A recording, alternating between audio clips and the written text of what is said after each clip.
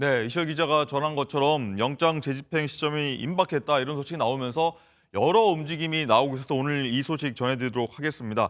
자, 먼저 오늘 새벽입니다. 정진석 대통령 비서실장이 전격적으로 대국민 호소문을 발표한 부분인데, 자, 윤정 기자, 이게 어떤 내용이었습니까?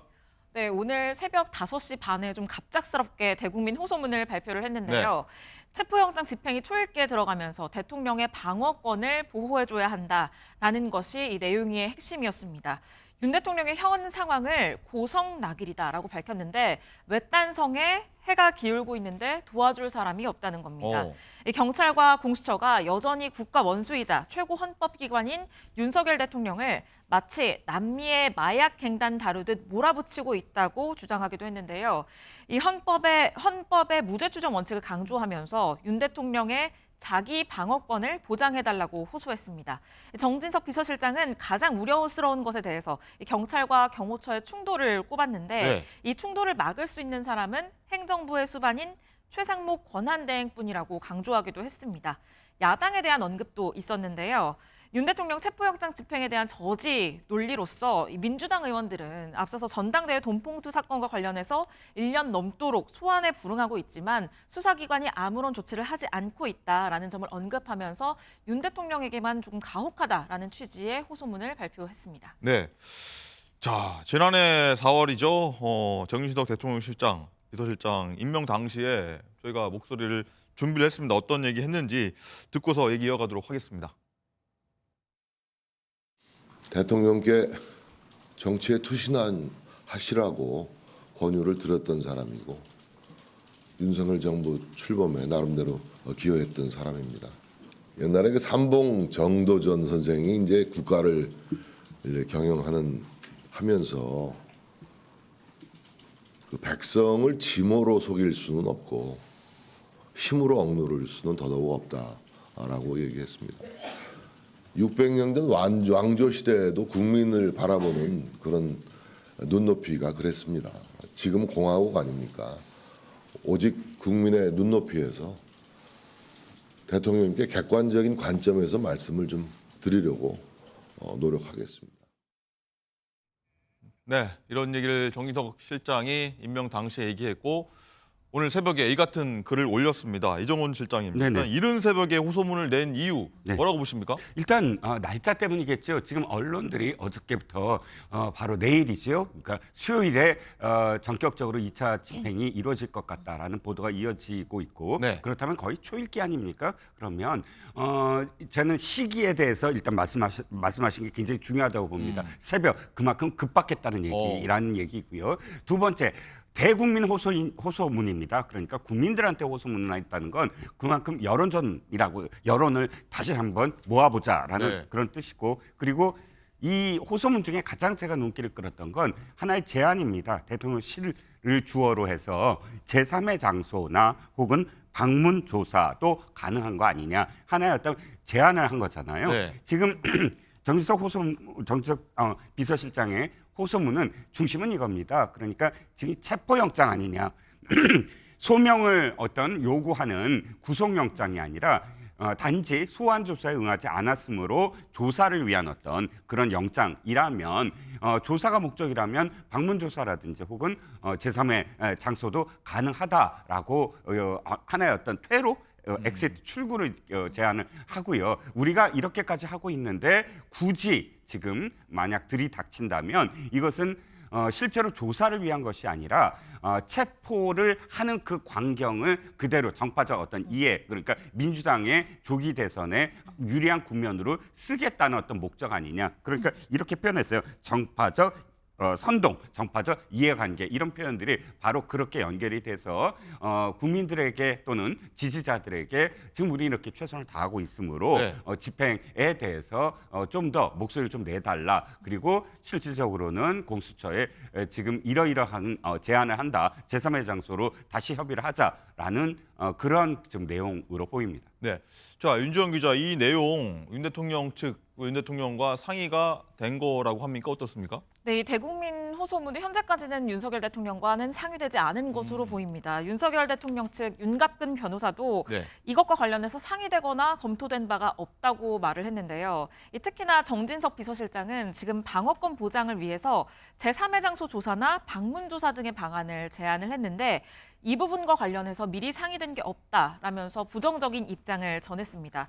그러면서 정 실장이 이런 담화문을 발표한 것에 대해서는 충돌을 피하자는 절박한 심정으로 개인적으로 의견을 낸 것 같다라고 얘기를 하기도 했는데 이 윤석열 대통령 측은 헌법재판에 집중하고 공수처 수사에는 응하지 않겠다라는 기존의 입장에서 변한 게 없다는 점을 재확인했습니다. 좀 온도차가 느껴지는 지점이고요. 이 공수처 관계자는 정 비서실장의 담화를 언론을 통해서 접했고 다른 의견 전달은 없었다라고 설명을 했습니다. 체포영장 집행에 대한 준비를 기존과 같이 유지하겠다는 입장입니다. 네. 자, 장윤조 위원장님. 일단은 정진석 비서실장이 나홀로 결정을 해서 낸 걸로 보이는데 이런 이유 그리고 방문 조사를 요구를 했는데 이 부분은 어떻게 보십니까? 일단 방문 조사라든지 뭐 제3의 장소에서 수사를 하는 부분에 대해서는 뭐 대통령 측에서도 뭐 상의된 바가 없다라고 한 것이고 공수처나 또 공조본 입장에서도 이 부분에 대해서는 생각하기는 어려울 것 같습니다. 일단 일반적인 수사 절차를 생각해 본다라고 한다면 수사기관이 수사 대상자에 대해서 체포영장까지 발부받고 지금 집행을 앞두고 있는 상황에서 사실 피의자와 뭐 수사 방식이라든지 수사 장소에 대해서 협의를 한다라는 것은 사실상 생각하기 어려운 요구입니다. 이런 이야기 자체가 나온다는 것이 수사기관으로서는 굉장히 이례적인 것이고 어찌 본다면 국민들에 비해서 특혜를 바라는 것이라고 보여질 수 있기 때문에 저는 오히려 수사 과정이나 여러 가지 상황상에서 악영향을 줄 수도 있는 이야기라고 생각이 들고요. 그리고 정진석 비서실장으로서는 아마 지금까지 나온 바로는 뭐 대통령 측과는 협의 없이 뭐 개인적인 입장에서 입장을 낸 것 같기는 한데 결과적으로는 대통령에게 크게 도움되는 이야기들은 아닌 것 같습니다. 지금 대통령의 방어권을 보장해야 된다라는 취지에서 호소문이 나왔는데요. 네. 지금 사실상 대통령이 법에 보장된 방어권 이상으로 초법적인 방어권을 행사하고 있습니다.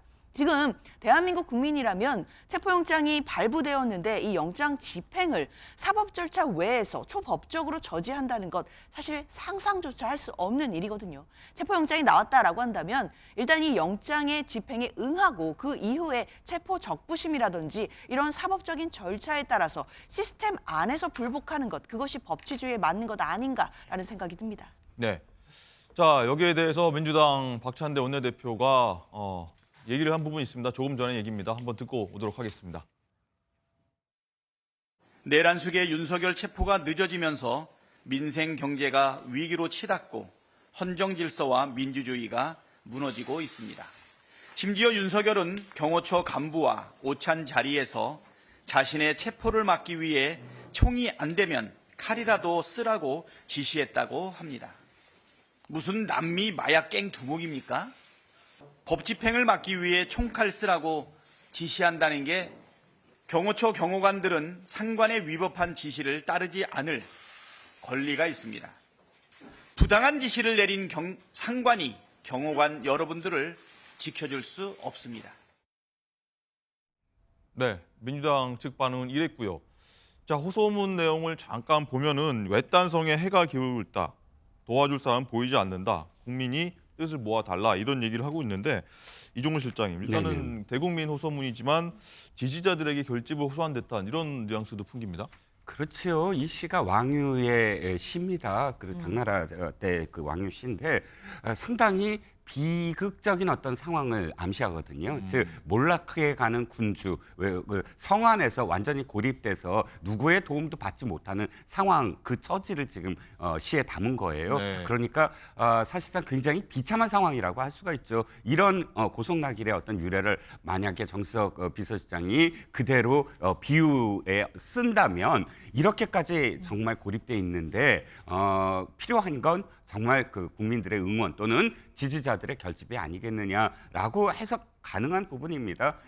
지금 저도 이 한남대교를 지나오면서 봤는데 오늘은 조금 많이 사람들이 없어요. 비가 간밤에 내려서 그렇지만 그래도 연인원 수천 명이 계속 24시간 저 자리를 지키고 있습니다. 만약에 진짜 2차 집행이 1000명이 들이닥치는 어떤 상황이 온다면 저 자리를 계속 지켰던 사람들은 사실 굉장히 격앙될 수밖에 없거든요. 그런데 그런 어떤 처지를 또 빗대서 국민들의 또는 지지자들에게 고성낙인이라는 말로 갖는 어떤 울림을 좀 전달하려고 네. 했던 것 같습니다. 네.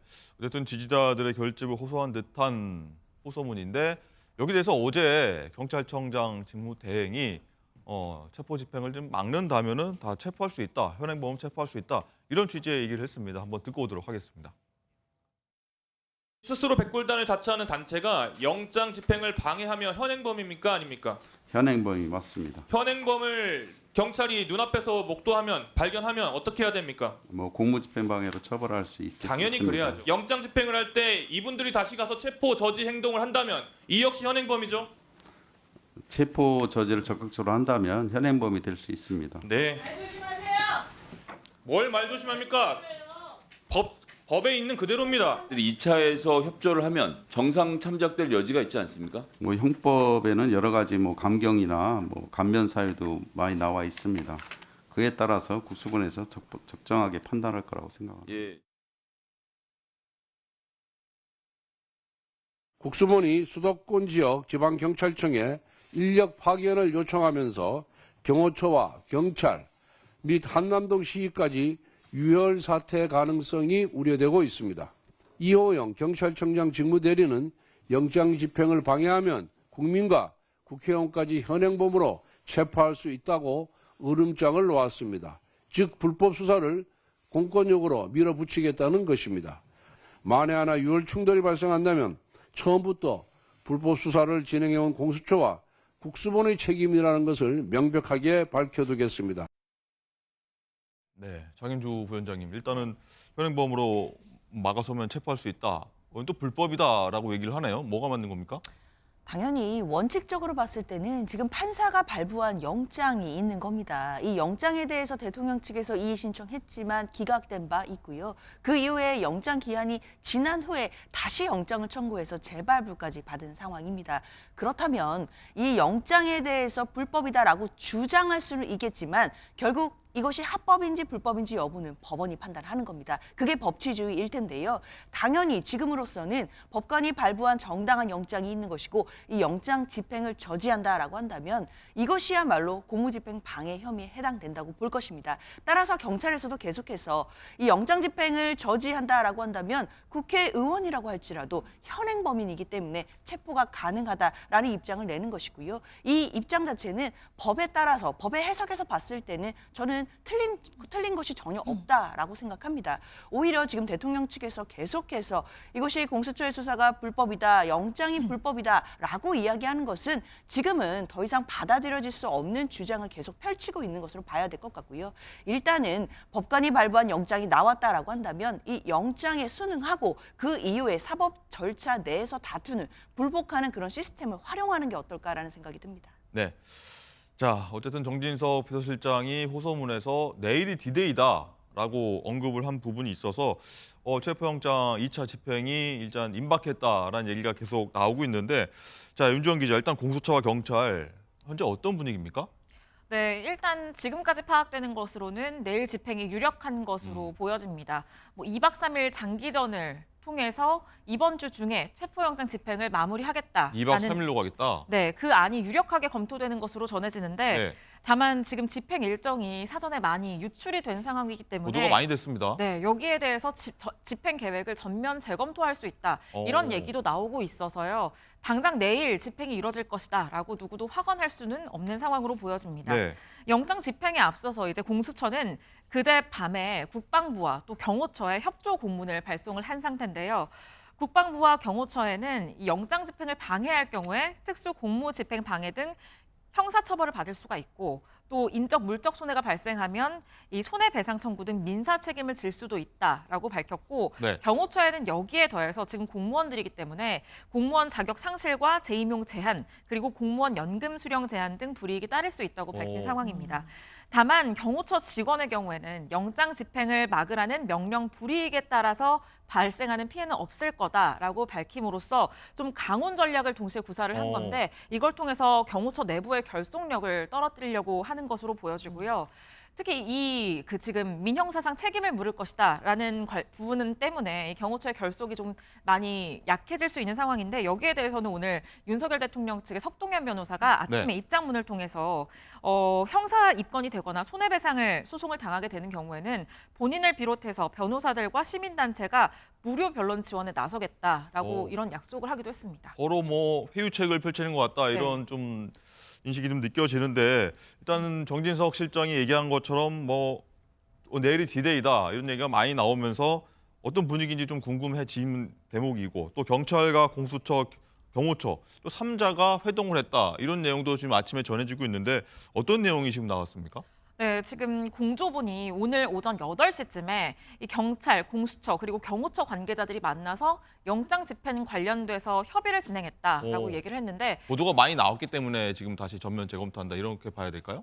전면 재검토를 한다는 차원이라기보다는 네. 지금 현재 이 경호처에서는 일단 막아서겠다라는 입장이고요. 경찰은 1,000명 정도가 투입되는 계획을 세우고 있기 때문에 네. 양측이 정말로 강대강으로 부딪힐 경우에는 유혈 사태 우려도 굉장히 큰 상황입니다. 그렇죠. 이런 상황에서 좀 평화적으로 영장 집행을 하기 위해서 여기에 협조해달라라는 취지에서 이 공조본이 어제 저녁에 이제 경호처에 공문을 보낸 것으로 보이고요. 여기에 대해서 응답이 오면서 오늘 아침에 회의가 진행된 것으로 보입니다. 오늘 아침 8시부터 회의는 1시간이 좀 넘는 시간 진행이 됐는데 다만 회의를 통해서 이 영장 집행과 관련해서 어떤 합의점을 이뤄내지는 못한 것으로 보여지는 게요. 이 공조본은 경호처의 안전하고 평화적인 영장 집행을 위한 협조를 요청을 했지만 경호처에 대한 답변을 기다리고 있다라고 얘기를 하고 있거든요. 그럼 경호처에서 아직 완전한 답변은 얻지는 못하고 지금 서로 이견만 확인한 상태로 네. 헤어진 것으로 보여집니다. 그렇군요. 일단 내일 집행이 이뤄질지 관심이고 이동훈 실장 일단 네. 보면은 경찰 쪽에서 보면은 회유와 뭐 압박 동시에 쓰는 양면 전략을 쓰는 것으로 윤정 기자 얘기 들어보면 그런 것 같은데 경호처 내부가 좀 분열 양상도 보인다 이런 얘기도 나옵니다. 그렇죠. 이 전쟁에 자꾸 비유해서 좀 죄송스럽지만 네. 공성전이라는 원리가 그렇습니다. 공성전. 그러니까 성을 쌓아서 수비를 하는 쪽과 성을 무너뜨려야 하는 측에서 대치가 있을 때 첫 번째 하는 것이 사기를 떨어뜨리는 겁니다. 양쪽 다 마찬가지지만 일단 여론전이 굉장히 난무했어요. 제가 보기에 네. 공수처가 뭐 하루에도 몇 번씩 입장을 밝히고 또 경호처의 어떤 일반 직원들에게 여러 가지 회유책을 쓰는 건 명분, 그러니까 명분이 없다. 당신들이 대통령을 지키는 건 굉장히 명분이 없으므로 지금 당신들은 우리가 들어갈 때 저항을 하지 말아야 된다라는 그런 예를 들어서 뭐 이렇게 뭐 전단지 같은 걸 뭐 네. 날리거나 하는 거와 똑같은 어떤 효과를 지금 노리고 있는 것이고요. 명분이 없는 어떤 그런 그 저항이 이라고 인지가 될 때는 사기가 떨어지지 않겠습니까? 당연히 그렇게 지금 가는 것이고, 그런데 저는 여기서 언론에 일부만 보도됐지만 잘 알려지지 않은 측면도 있다고 생각을 합니다. 그게 뭐냐면 바로 공조본 내지는 지금 경찰들의 지금 명분도 사실 굉장히 많이 좀 부글거린다. 그 안에서도 부글거린다는 거예요. 네. 이를테면 광수단에 대원들이 그때 소집이 됐을 때 대장들에게 대원들이 굉장히 불평 섞인 어떤 목소리를 냈다고 합니다. 뭐냐 하면 그분들은 사실상 1,000명 가까이 된다고 하지만 마약 수사를 한다거나 뭐 조폭 수사를 한다거나 매일 예를 들어서 잠복 수사를 한다거나 이런 사람들이 갑자기 자신이 지금 범인을 잡기 위해서 했던 것들을 모두 다 그만두고 다 한남동으로 차출이 된다는 네. 것. 그런데 이것이 자기들이 봤을 때 물론 명분 뭐 이게 없다고 얘기할 수는 없지만 그러나 양쪽 정치인들의 어떤 싸움에 우리가 휘말리는 거 아니냐라는 거. 우리가 왜 이걸 당장 그만두고 전부 다 뛰어들어야 되느냐라는 불만 섞인 목소리. 두 번째는 이것이 지금 공수처가 하는 것을 우리가 왜 뒤치다거리를 하느냐. 공수처가 어차피 하는 건데 공수처가 영장 집행을 해야 되는 건데 광수대의 마약 수사에 몇십 년을 뭐 투여했던 사람들이 굳이 우리가 예를 들어서 우리가 빛을 내는 거면 하겠다. 경찰이 직접 집행을 하고 경찰이 수사를 하고 경찰이 기소를 이제 검찰에 넘기는 거면 기꺼이 하겠는데 공수처가 지금 집행하는 것에 우리까지 끼어들어서 우리는 그냥 어떤 뭐 이 말처럼 부리먹는 거 아니냐라는 일부의 목소리가 나오기 때문에 처음에는 1,000명이라고 했다가 지금은 500명 정도로 줄어든 게 그런 어떤 목소리 때문이다라는 의견도 있습니다. 네, 어쨌든 치열한 여론전에 섰다 뭐 이런 말씀도 해주셨는데 자, 장윤주 부위원장님, 일단은 윤 대통령 측도 굉장히 여론전에 나섰다고 봐야 할지 모르겠는데 어제만 6번의 입장문을 냈습니다. 그렇죠. 아무래도 윤석열 대통령 측에서도 여론, 그러니까 특히나 본인을 지지해주는 지지자들에게 좀 독려도 하고 또 결집도 요청하는 그런 여론전 펼치고 있다고 봐야 될 것 같습니다. 사실상 윤석열 대통령 측이 명분 싸움에서는 밀리고 있기 때문이 아닌가라는 생각이 들거든요.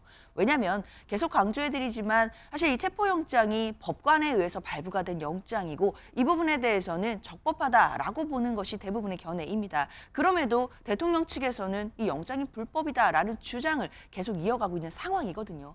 경호처 내부에서도 내부 동요가 상당할 것으로 보입니다.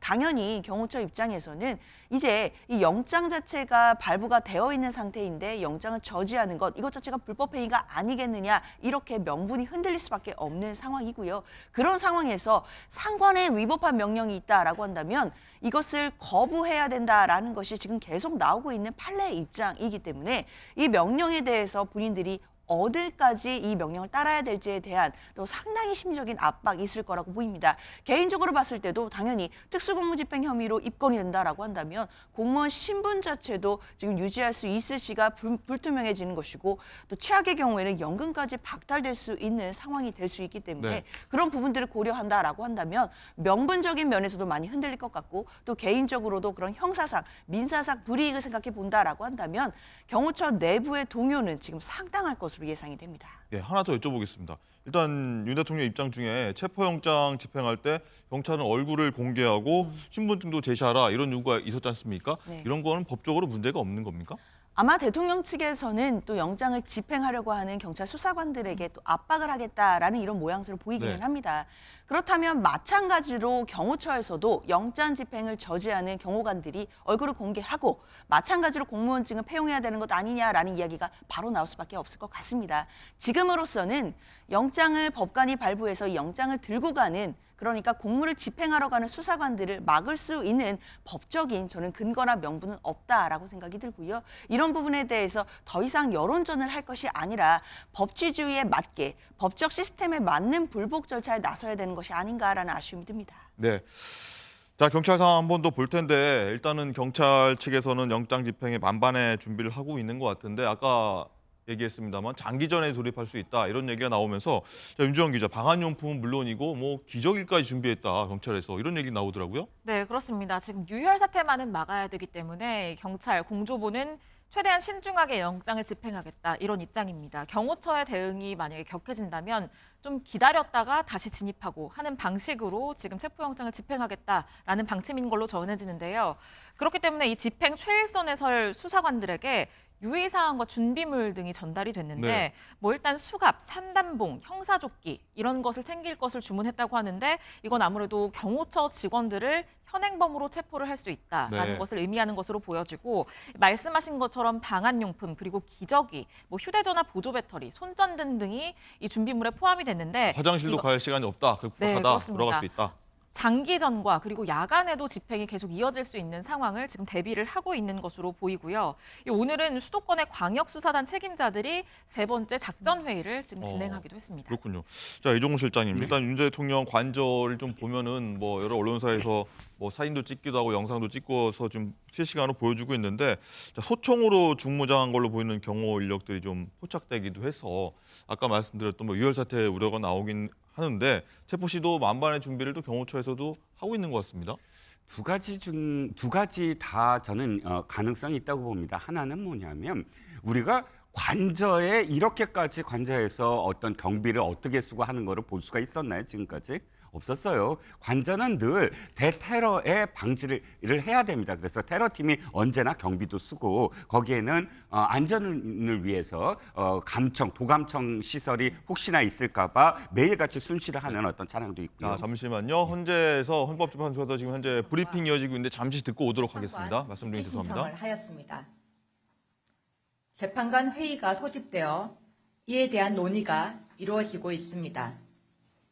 이상입니다.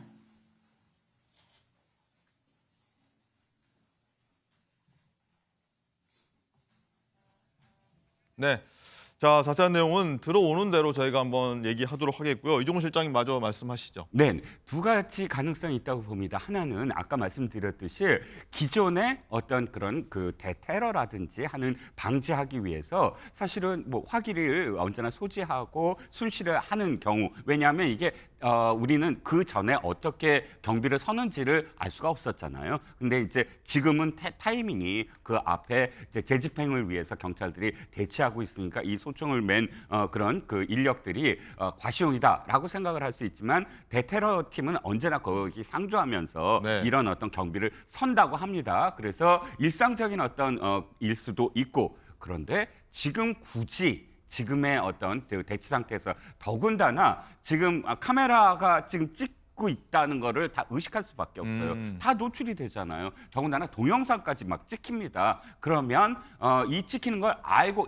있을 텐데도 자동 화기를 저렇게 지참하거나 화기가 있는 것으로 보이는 그런 가방을 들고 있다는 건 이것도 여론전이죠. 그러니까 경찰들에게 우리는 결상전할 수 있다. 그리고 무기까지 소지할 수 있다. 그런 위헌 사태도 날 수 있다라는 것을 일부러 또 보여줌으로써 실제로 그것을 행하지 않더라도 거기에 대한 어떤 이게 우리가 쉽게 생각할 수는 없구나라고 협상을 해야 되겠구나라는 그런 유도의 의미도 저는 내포되고 있다고 생각합니다. 네. 자, 경호처 얘기를 해볼 텐데 경찰이 회유와 압박 작전을 쓰면서 경호처가 좀 점점 동요하는 거 아니냐 이런 얘기가 지금 요 며칠 사이에 계속 나오고 있는데, 자, 윤지원 기자, 일단은 경호처 내부적으로 보면은 김성훈 경호차장, 강경파라고 불리죠. 경호차장에 대한 불신이 크다.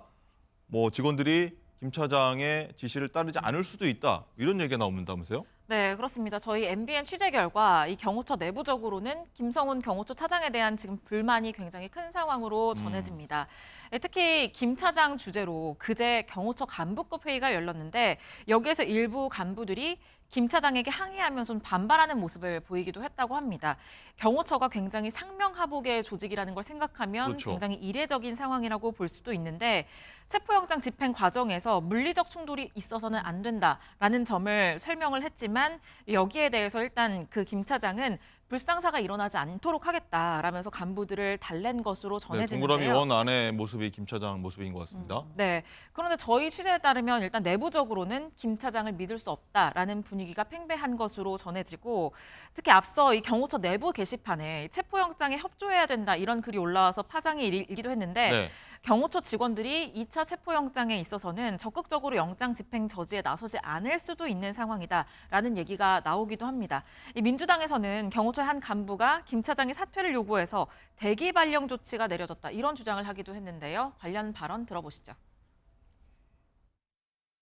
수 있는 거죠. 지금 경호처 내부는 혼란 그리고 분열 이렇게 정리하면 될 것 같아요. 그래요? 어찌됐든 간에 김성훈 경호차장, 이광우 경호본부장 등 이 김건희 라인들이 주도하고 있는 건 사실입니다. 지금 현재 경호처를. 하지만 어제 과장, 부장, 과부장 회의라고 하는데요. 과부장 회의에서 현 사태가 문제가 있다. 경호차장은 물러나라, 네. 사퇴해라 예. 라는 요구가 공식적으로 나왔다는 거거든요. 그렇죠. 그 이야기를 한 간부가 대기 발령을 받은 그런 상황입니다. 네, 경호처는 해당 간부가 대기 발령이 된 건 맞지만 네. 대기 발령의 사유가 다르다고 밝혔는데요. 대기 발령이 된 이유는 정보 유출이 발각됐기 때문이라고 밝혔습니다. 해당 간부가 최근에 한 호텔에서 국수본 관계자 2명을 만나서 이 군사 주요 시설물의 위치 등 내부 정보를 전달한 사실이 확인됐다고 공지했는데요. 경호처는 대통령 경호 안전대책에 치명적인 위험을 초래했기 때문에 반드시 법적 조치를 통해서 책임을 묻겠다고 밝힌 상황입니다. 네.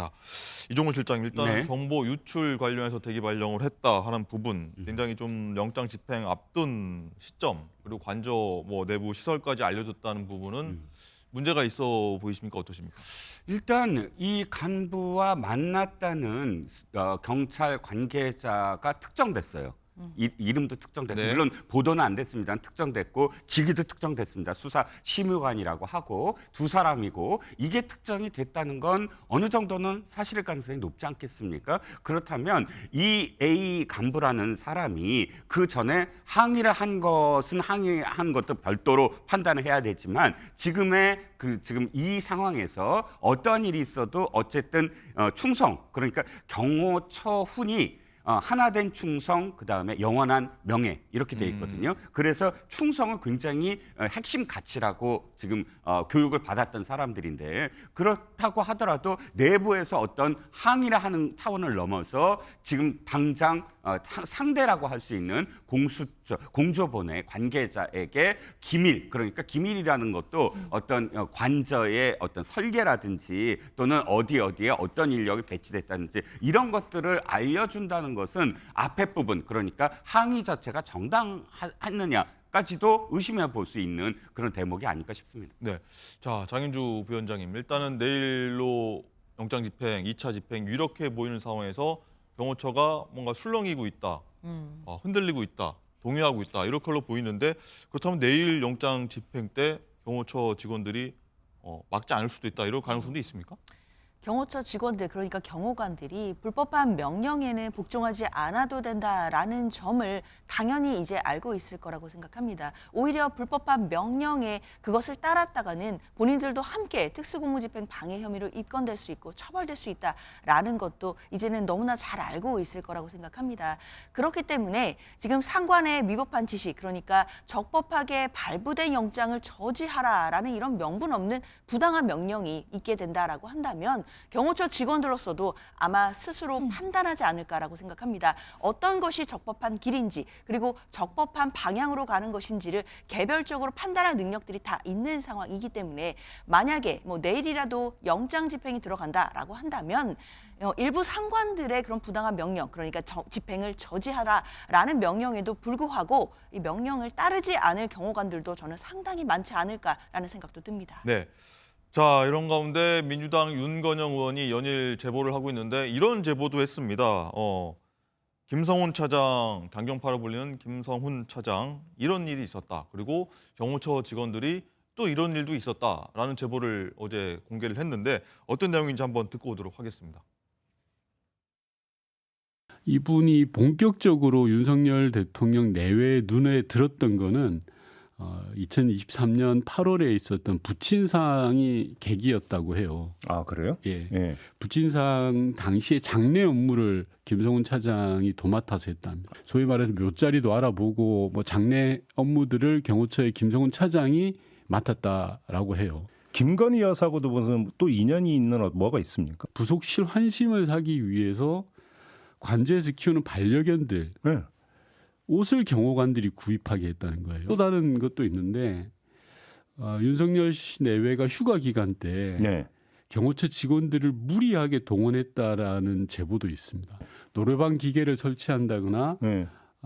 폭죽놀이를 하는데 폭죽을 사오라고 시킨다거나, 가장 제가 좀 충격적이었던 건 생일 같은 날에 직원들을 일종의 장기자랑을 시킨다든지 뭐 이런 식으로.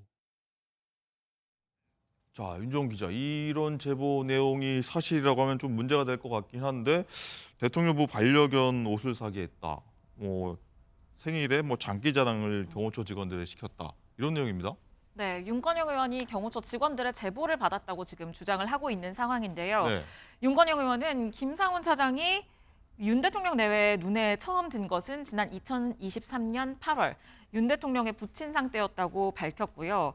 이 윤 의원의 주장에 따르면 이 김 차장이 김건희 여사의 환심을 사기 위해서 이 경호처 직원들에게 윤 대통령 내외 반려견의 옷을 구입하게 하고, 심지어는 반려견 옷에 관계기관의 마크까지 새겨서 선물하기도 했다, 이런 제보가 있다고 전했습니다. 또 대통령 내외 휴가 기간에는 경호처 직원들을 동원하고 또 기념일 등에서 일종의 장기자랑을 시키기도 했다고 밝혔는데요. 이 같은 주장에 대해서 일단 경호처는 별도의 입장은 없다라고 밝힌 상황입니다. 이 김 차장은 과거에도 대통령을 향해서 강한 충성심을 내비치기도 했는데, 이 발언 들어보고 오시겠습니다. 제가 대통령을 7분을 모시고 있습니다. 제가 대통령님을 평가할 수 있는 위치는 아니지만 제가 본 윤석열 대통령님은 누구보다 솔직하시고 진솔되시고 진심이십니다. 자, 이런 내용들이 있었는데 이종훈 실장님, 뭐 민주당에서 카톡 검열 얘기도 하고 뭐 가짜 뉴스를 생산하면은 뭐 처벌하겠다 이런 얘기도 있는데 이거 윤건영 의원 말은 어디까지 좀 신빙성이 있을지 굉장히 충격적이거든요. 글쎄요, 윤건영 의원이 지금 한 발언들이 지금의 어떤 뭐랄까 대치 국면의 본질일까요? 저는 이 발언들을 보면서 들으면서 뭐가 떠오르냐면, 그러니까 지난 8년 전에 박근혜 전 대통령과 관련된 국정농단 사건에 상당히 많은 또 그런 제보들로 채워지는 그런 이 기사들이 쏟아져 나왔습니다. 뭐 청와대 내에서 구판을 벌였다느니 뭐 오방색이 어떻고 저떻고. 그런데 지금 돌아보면 그때 굉장히 선전적인, 그러니까 선동적인 그런 선정적인 그런 네. 그런 기사. 그 가시거리 기사들만 난무했지 사실로 확인된 건 거의 없었어요. 당시에 다 분노를 하고 그냥 넘어갔습니다. 이 부분도 사실은 이것을 증명할 수 있는 어떠한 길도 없어요. 그리고 언론들은 아마도 굉장히 뭐랄까 선정적인 어떤 내용들이기 때문에 다 받아서 퍼나를 겁니다. 하지만 이것이 본질이겠느냐? 이런 어떤 제보가 과연 이 시점에서 전부 다 쏟아져 나오는 제보가 과연 맞을까? 한 가지만 더 말씀드리면, 경호처 직원들이야말로, 공채 출신들이야말로 처음부터 비밀 서약을 굉장히 준수를 요구받고, 신원조회도 요구받고, 그리고 아까도 말씀드렸지만 충성, 그러니까 미션이 뭐냐면 대통령과 국가 주요 요직 인사들에 대한 절대 안전 보장, 뭐 이렇게 해서 교육을 아예 따로 받습니다. 네. 경호처 안전 교육단이 따로 있어갖고 거기서 물론 그런 경호에 대한 교육도 받지만 이런 정훈이랄지 이런 교육도 엄청나게 받거든요. 그렇기 때문에 경호처 내에서 벌어진 일들이 바깥으로 나온 적은 거의 없어요. 그런데 이렇게 시시콜콜이 모든 어떤 상황들이 다 민주당 의원들의 제보가 된다. 저는 물론 여기에 사실이 전혀 아니다라고 말할 제 근거도 없지만 네. 그럼에도 불구하고 좀 걸러들어야 되지 않을까라는 생각입니다. 네. 하나 더 있습니다. 윤건영 의원은 윤 대통령이 경호관들에게 무기 사용을 지시했다. 이런 제보 내용도 전하긴 했는데요. 어떤 내용인지 한번 듣고 오도록 하겠습니다. 제가 확인한 또 다른 제보에 따르면 윤석열 씨는 나를 체포하려고 접근하는 경찰들에게 총은 안 되더라도 칼이라도 휴대해서 무조건 막으라는 지시를 했다는 것입니다. 윤건영 같은 사람이 그냥 아니면 말고 식으로 내뱉는 가짜 뉴스도 아니고 그건 뭐 하나의 날조이죠. 대통령을 씨라고 부르는 사람에게 그 씨도 저는 붙이기 아깝습니다. 네. 장윤주 부위원장님. 네. 가짜 뉴스입니까? 진짜 뉴스입니까? 분간이 안 됩니다. 그렇죠. 일단 윤건영 의원이 지금 많은 제보를 받고 이야기를 하고 있는 것 같은데요. 뭐 앞서 나왔던 뭐 경호관 직원들을 뭐 장기 자랑을 시켰다느니 이런 이야기들, 이런 제보들은 사실상 지금 논란의 본질적인 측면은 아닐 것이다라는 점에 네. 동의합니다. 물론 이제 팩트 체크는 좀 더 되어야겠지만, 그런데 중요한 것은 만약에 대통령이 경호처 직원들에게 무기 사용을 지시했다라고 한다면, 이것이 물론 사실이라고 한다면 사실상 전혀 다른 이야기가 되는 것입니다. 물론 윤석열 대통령 측에서는 전혀 그런 사실이 없다, 가짜 뉴스다라고 일축하고 있기는 하지만, 만약에 이 부분이 사실로 확인된다라고 한다면 사실상 대통령이 지금 직무가 정지되어 있는 상황이기 때문에 지시를 내릴 그런 권한도 없는 상황이고, 그리고 이 지시 자체가 너무나 불법성이 명백한 지시이기 때문에 계속해서 논란이 될 수밖에 없는 부분이고요. 그렇기 때문에 윤건영 의원 측에서도 관련된 제보를 받고 계속해서 이 부분을 기자회견이나 뭐 어떤 보도를 통해서 공지를 하는 것으로 보입니다. 앞으로 이 부분에 대해서 윤석열 대통령은 아니라고 부인을 하고 있기 때문에 조금 더 명확한 또 진상 조사가 필요해 보이고, 이 부분이 사실인지 아닌지의 여부에 대해서는 분명한 확인이 좀 필요해 보입니다. 네, 분명 확인이 필요할 것 같고요.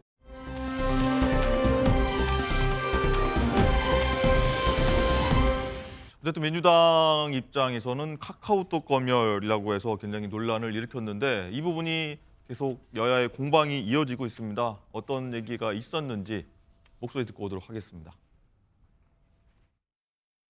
내가 말하는 건 모두 진실인데 남이 말하고 퍼뜨리면 모두 가짜 뉴스라고 합니다. 민주당의 뻔뻔한 내로남불은 여전합니다. 많은 우리 국민들이 사용하는 카톡을 사찰이라도 하겠다는 선전포고나 다름없습니다. 카톡이 가짜뉴스 성역이냐라고 다시 한번 국민을 겁박했습니다. 국민의 기본권 중 가장 높은 수준의 기본권인 표현의 자유를 정당의 당대표가 아무렇지도 않게 제한을 가하겠다는 말을 한다는 것 자체가 자유민주주의 국가에서는 있을 수 없는 일입니다. 네, 민주당의 카톡 계엄령이라고 불리는 부분에 대해서 국민의힘에서 이렇게 좀 반발을 하고 나섰는데 이종훈 실장님 어떻게 보셨습니까? 카톡 계엄령. 이것이야말로 저는 포고령과 다름없다고 생각합니다. 계엄 포고령에 사실 충격적이었던 부분들이 이거 아닙니까? 언론사에 지금 그 군이 들어와서 통제를 한다라는 내용이 있습니다. 네. 그런데 지금 이 카톡과 관련해서도 거의 똑같은 수준이라고 보아집니다. 이를테면 지금 국민들 일부는 그렇게 생각하는 사람도 있을 수 있어요. 예를 들어서 지금 통치행위다, 뭐 계엄은 통치행위다라든지 계엄은 나쁘지만 그러나 이거 내란죄는 아니지 않느냐랄지 이렇게 여러 가지 층의 의견들을 낼 수 있습니다. 예를 들자면 또 헌법학자 이호성 교수 같은 경우는 네. 아예 대놓고 이것은 내란죄가 성립되지 않는다는 논리를 편 글도 있습니다. 그런데 지금 전용기 의원의 표현에 의하면 표현 그대로입니다. 단순히 퍼나르는 일반인들도 고발한다 이렇게 돼 있습니다. 네. 그걸 단순히 퍼나른다? 단순하지 않더라도 예를 들어서 그것에 이 의견은 내가 동조한다라고 퍼나를 수도 있고 또 이거 한번 읽어봐야 돼라고 그게 단순이라면 이렇게 옮길 수도 있고 그런 일반인이라는 건 뭡니까? 조직적으로 드루킹처럼 이것을 여론을 호도하거나 이렇게 이끌기 위해서 다량의 불법적인 어떤 방법을 행하지 않고 그냥 내가 예를 들어서 장유주 변호사한테 보낸 것 이게 단순히 퍼나르는 일반인이라는 범주입니다. 그러면 이 범주 안에 포함되지 않은 사람들이 누가 있겠습니까? 지금 현재 예를 들어서 그 의견에 동조하지 않더라도 이거 한번 읽어보자라고 보낼 수도 있잖아요. 그게 단순히입니다. 그런데 이 모든 것들을 카카오톡은요 4,500만이라고 합니다. 2024년에 거의 전 국민이 사용한 거나 마찬가지인데 이 카카오톡에 이런 글이 있다고 해서 민주당이 고발을 하겠다? 이거야말로 저는 포고령이죠. 이 포고령은 어떤 의도 그러니까 절대 이런 글을 퍼나르지 마라. 퍼나르면 고발된다라는 으름장입니다. 어떻게 이런 발상을 할 수 있을지 민주라는 이름을 건 정당에서요. 저는 납득이 가지 않습니다. 네, 장윤주 부원장님 가령 뭐 제가 친구한테 받은 확인되지 않은 뉴스를 윤정 기자한테 제가 보냈습니다. 카톡으로. 그럼 둘 다 처벌받을 수 있다 이런 내용입니까? 그렇게 단정적인 건 아닌 것 같고요. 그러니까 저는 좀 국민의힘에서 좀 관련된 것, 그러니까 민주당이 가짜 뉴스에 대응을 하겠다라는 부분에 대해서 조금 과장하고 왜곡하는 부분이 있다고 생각합니다. 그러니까 뭐 카톡을 검열하거나 뭐 카톡 계엄령이다 이런 부분들은 너무 나간 공세라고 생각을 하는데요. 민주당이 정당으로서 어떻게 일반 국민들의 카톡을 들여다보거나 검열을 할 수 있겠습니까? 그런 취지가 아닙니다. 당연히 이 부분은 대상이 누구냐가 본질적인 부분들이 아니고요. 행위가 어떤 행위냐 이 부분에 초점을 맞춰야 될 것 같습니다. 결국 가짜 뉴스를 악의적으로 그리고 조직적으로 만들어내거나 배포할 경우에는 가짜 뉴스에 대해서 법적으로 대응해야 된다라는 차원에서 관련된 논의가 시작된 것이라고 봐야 될 것 같고 이런 부분에 대해서는 사실 윤석열 대통령도 가짜 뉴스에 대해서는 그동안 엄정하게 대처해야 된다라는 기조를 유지해 오지 않았었습니까? 이 부분에 대해서만큼은 뭐 여야 할 것 없이 또 진영을 떠나서 가짜 뉴스라는 부분 자체가 또 정치권에 또 민주주의에 해악이 된다라는 문제의식은 분명히 있는 것이고 네. 분명한 가짜 뉴스에 대해서 악의적으로 유포하고 배포하는 경우에는 법적 대응도 고려해 보겠다라는 것이지 무조건적으로 일반인들의 뭐 입을 틀어막기 위한 것이다라고 보는 것은 저는 정치 공세에 불과하다고 생각합니다. 일반인은 아니다라고 수정하는 게 맞겠다라고 보시는 시각이십니까? 네, 그렇습니다. 알겠습니다. 자, 이 와중에 또 민주당이 운영하는 민주파출소라는 것이 있는데 윤 기자, 이게 경찰에 또 고발이 됐다고요? 네, 민주파출소는 민주당에서 운영하는 허위 조작 정보 신고 홈페이지입니다. 그런데 어제 한 시민단체가 이 국민신문고를 통해서 민주파출소를 고발하는 내용의 진정을 접수했다고 밝혔는데요. 이 고발인 측은 민주파출소 이름과 로고를 보면 누구나 경찰을 떠올리게 될 것이다 라면서 공공기관을 사칭하는 등 경범죄급 처벌 대상이라고 보고 신고했다고 취지를 밝혔습니다. 네. 자, 국민의힘에서는 또 이재명 대표를 공무원 사칭죄로 고발 예정이라고요? 네, 그렇습니다. 이 민주파출소를 이재명 대표가 운영을 하고 있는데 지금 공무원 사칭죄로 이 서울경찰청에 고발하겠다라고 밝혔습니다. 네. 이 국민의힘 미디어특에 따르면 지금 민주파출소가 영문 웹 주소가 민주폴리스 라고 해서 사용을 하고 있고 또 웹사이트에는 공지사항을 올리는 계정의 명칭을 파출소장으로 설정을 하고 있습니다. 경찰 기관을 연상시키는 외형을 의도적으로 조성을 하고 있다는 건데요. 이 밖에도 지금 보시는 것처럼 메뉴에는 진행 중인 사건에 대해서는 유치장, 그리고 종결된 사건은 교도소와 같이 경찰 관련 용어를 사용을 하고 있어서 일반인들로 하여금 이 경찰 공식 사이트로 착각하게 할 소지가 있다라는 이유를 밝혔습니다. 네. 자, 장윤주 부위원장님, 여기 대해서 민주당 입장은 어떻습니까? 사실 이 부분에 대해서 경범죄보호법상 공무사칭죄 이런 부분을 적용하겠다라는 것인데요. 사실 사칭이라는 것은 일반인들의 신뢰 보호를 침해하는 것을 방지하기 위한 것입니다. 그러니까 오인 가능성이 일단 전제가 되는 것인데요. 사실 민주당이 정당으로서 관련해서 이런 가짜 뉴스들에 대해서 법적으로 강경하게 대응하겠다라는 취지로 그런 컨셉화해서 만들어진 홈페이지인 것인데 이것을 일반 국민들이 보시고 진짜 경찰서다 또는 진짜 공무소다 이렇게 오인할 가능성이 저는 얼마나 있을지는 좀 의문이 듭니다. 그렇기 때문에 이 부분에 대해서 비판적인 견해나 반대 입장을 낼 수는 있겠지만 법적으로 처벌되는 것은 저는 좀 불가능하지 않겠나라는 생각이 들고요. 네. 앞서서도 말씀드렸지만 이것은 대상이 일반인이냐 아니냐 이런 것이 지금 본질적인 것이 아니라 행위 자체가 가짜뉴스에 대해서 내란을 옹호하고 선동하고 선전하거나 악의적으로 또 조직적으로 했을 경우에는 대상이 누군지가 중요한 것이 아니라 이 행위에 초점을 맞추어서 법적 대응을 하겠다라는 취지이기 때문에 사실 이 부분에 대해서 표현의 자유를 운운할 얘기는 아니지 않겠나라는 생각 듭니다. 네.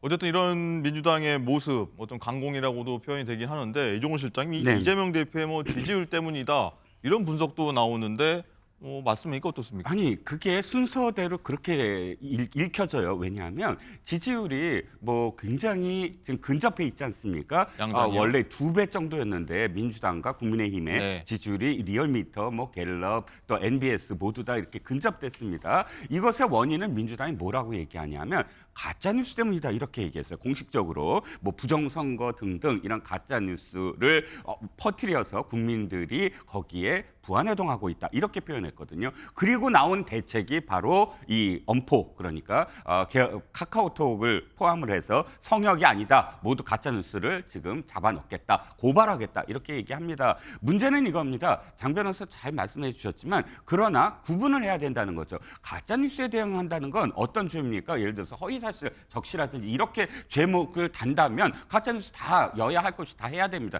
그런데 뭐라고 제목을 달았냐면 전용기 의원이 내란 선동죄예요. 내란 선동죄. 그건 형도 다릅니다. 내란 선동죄에 만약에 정말 단순히 퍼나르는 일반인에게도 내란 선동죄를 적용한다면 최고 30년이에요. 이건 그냥 엄포라고 저는 생각을 하거든요. 그러니까 정확하게 가짜뉴스면 가짜뉴스라고 얘기를 해야지 이걸 내란 선동의 혐의다라고 이야기하면 지금 내란 정국을 계속 자신한테 유리하게 이끌어가기 위한 하나의 방편이라고 저는 여겨지거든요. 네. 그렇다면 이런 내용들이 나왔을 경우에는 이재명 대표나 민주당 측에 유리한 방향으로 전개되는 게 맞습니까? 그렇죠. 이 부분에 대해서는 사실 정당 입장에서는 특히 민주당 입장에서는요. 지금 비상계엄 사태 이후 또 내란 사태를 수습해가는 과정에서 지금 가장 중요한 것은 옳고 그름의 문제라고 생각합니다. 어떤 것이 옳고 어떤 것이 그른지를 생각하고 잘못된 것을 수습하고 바로잡는 과정에 있는 것인데요. 이 과정에서 정당의 당리당략이나 또는 정당상의 이해득실 이런 계산은 있을 수 없다라는 것이 민주당의 입장입니다. 사실 그렇기 때문에 지금 어느 정도 민주당의 대응이 좀 거칠기 때문에 지지율이라든지 여러 부분에서 좀 불이익을 보는 것이 아니냐라는 또 그런 반발도 나오긴 하는 것도 분명하겠지만 따라서 그런 부분에 대해서도 전략적으로 수정할 부분이 있다면 수정해야 된다고도 생각합니다. 다만 그렇다 하더라도 지금 가장 중요한 것은 옳고 그름을 따져서 잘못된 것에 대해서는 그래도 빠르고 강력하게 시정하는 것도 중요한 것 아닌가 라는 생각도 듭니다. 네. 자, 이런 가운데 이재명 대표가 오늘 법원에 출석을 했습니다. 윤지원 기자, 어떤 재판이죠, 오늘은? 네, 오늘 이 중앙지법에서 10시 반에 이 대장동 배임 그리고 성남 FC 뇌물 의혹 관련 공판이 진행됐는데요. 네. 이재명 대표 여기 들어가면서 기자들의 질문에 아무런 대답도 하지 않고 입장했습니다. 들어보시죠. 윤 대통령 측이 정계선 재판관 기피 신청 냈는데 어떻게 보십니까? 정진석 실장이 제3의 장소나 방문조사 제안에는 어떻게 생각하세요? 지난 기일 때 유동규 본부장과 신란이 있었는데 어떤 입장이십니까? 네, 오늘 정진석 비서실장의 입장문과 관련된 얘기도 나왔고 이 오늘 재판 관련 의혹과 관련된 얘기도 나왔는데 이재명 대표는 성남시장으로 재직을 하면서 당시에 민간 사업자들에게 유리한 이 대장동 개발 사업 구조를 승인해서 특혜 이익으로 7,886억 원을 얻게 하고 또 성남 도시개발공사에는 4,895억 원의 손해를 끼친 혐의 등으로 지난해 3월에 기소됐습니다. 네. 자, 윤 대통령 탄핵 심판 얘기 마지막으로 해볼 텐데 오늘 첫 변론 교일인데 윤 대통령 측에서 일단 불출석 의사를 밝혔고요. 자, 마지막으로 한번 여쭤볼 텐데 이종훈 실장님, 일단은 윤 대통령 측이 공정한 심판을 일단 기대하기 어렵다는 이유를 들어서 정계선 헌법재판관에서 기피 신청을 냈거든요. 이게 의도적인 재판 지연 전략 아니냐 이런 얘기 나옵니다. 뭐 지연 전략이라고 읽힐 수도 있겠지만 그러나 지금 방어권 차원이지 않습니까?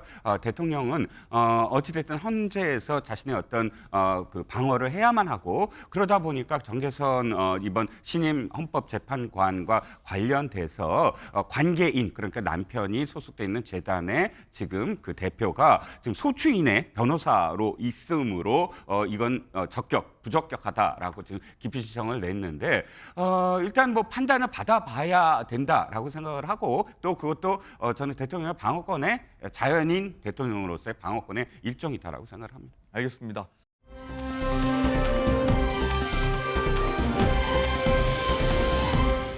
라이브픽입니다. 지난해 기준 우리나라는 3년째 외식 물가 지수가 3%를 넘기며 고물가 시대를 보내고 있죠. 이제 직장인들은 점심 한 끼 때우기도 쉽지 않습니다. 저렴한 가격으로 주머니 사정을 달래주던 구내식당 가격도 전년 대비 7% 가까이 상승하며 이제 웬만하면 한 끼에 6,000원이 넘고요. 부담 없는 편의점 도시락도 약 5%나 가격이 올랐습니다. 점심을 뜻하는 런치와 인플레이션의 합성어인 런치플레이션, 이 점심값 급등 현상이 직장인들을 압박하고 있는데요. 속수무책으로 오르는 외식 물가, 그 배경엔 원달러 환율 상승과 주요 식재료 가격 상승이 있습니다. 지난해 농축수산물 가격이 약 6% 오르며 전체 소비자 물가의 2배 가까이 오른 데다가 고환율의 내수 침체가 길어지며 당분간 밥상 물가는 더 팍팍해질 것으로 보인다고요. 저렴한 식재료의 대표주자 마른 김도 한 장에 150원으로 판매될 정도니 이제는 시름 앓는 고물가 시대에 마땅한 대응책이 필요해 보입니다. 추운 날씨만큼 얼어붙은 경기 속 나 홀로 호황을 누리며 돈잔치를 벌이는 곳이 있습니다. 바로 은행인데요. 고금리, 고환율, 고물가, 3고 현상에도 은행들은 임금 인상률을 높이고 성과급 규모를 확대하고 있습니다. 은행권 대출이 늘어나면서 대출 금리는 올리고 시장 금리 하락에 맞춰 예금 금리는 내리면서 역대급 실적을 냈기 때문인데요. 소비자들은 이자 장사로 배불렸다, 없는 이들을 더 서럽게 한다는 비판을 지속적으로 하고 있습니다. 실제로 지난해 3분기까지 5대 은행의 누적 순이익은 12조 원 규모로 지난해 동기보다 4% 증가했는데요. 은행들은 노조들의 임금은 올려주고 직원들에겐 성과급을 대폭 늘리고 있습니다. 빗발치는 여론에 은행들은 대출 가산금리를 내리겠다 밝혔는데요. 하지만 금리 하락률은 아직 미지수라 소비자들의 불안감을 잠재우지는 못하고 있습니다.